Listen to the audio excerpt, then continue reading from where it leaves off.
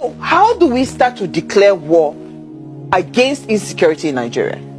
The question Nigerians will ask themselves is, what exactly is the value of a Nigerian life in Nigeria today? What is it worth?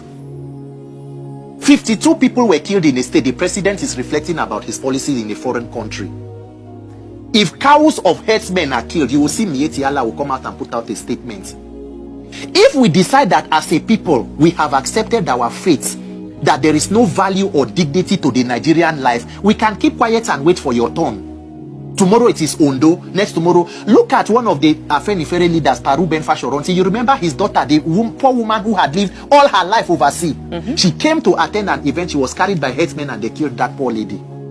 So you think that it does not come close to you until it strikes you.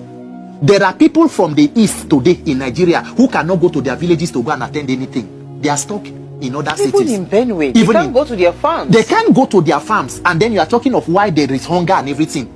Farmers cannot go. They are being slaughtered.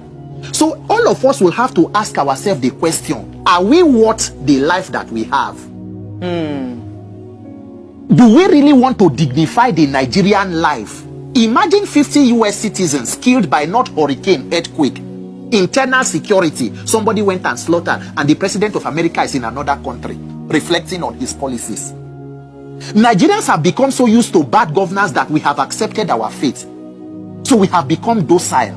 There is maximum frustration in Nigeria, but the question is, with your frustration, what is the action? Anger is not a plan. So what is the action? All of us must decide to begin to get good leadership. And it must come back to this issue of INEC. You cannot do, if you do a revolution today, because you hear some people shout revolution now, if you chase President Tinubu or any other person in government who takes over, you must go back to the electoral system, because that is the only system that will bring a government that will have legitimacy to rule.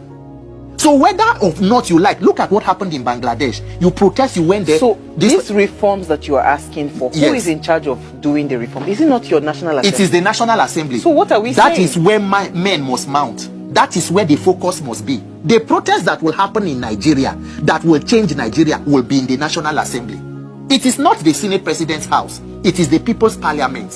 Whatever change you want from your constitution or from your laws will be gotten there. And if the people are not ready to give it to you willingly, you must exert pressure, maximum civil pressure, peacefully, as democratic fundamental human right, to get what you want. Other than that, until Nigerian politicians, the people in power, begin to become afraid of the power of the people, Nigeria will not change. For as long as we are the ones who are afraid of them, we will continue in this suffering and killing. Unfortunately, they are protected and insulated. On the next, if a war happens or any natural disaster, they have private jets that are parking. Their children are not even here. So if you begin to think of that and you think of our lives, then we must get the wisdom and courage. We no wonder. Nigerians are dying. You know, one protest. People are dying without protest. The ones who killed, they killed in Plateau, were they protesting against government. We must protest peacefully and demand for change. It doesn't come easy. Your oppressors will not hand you freedom on a platter now. You will rise up and take it.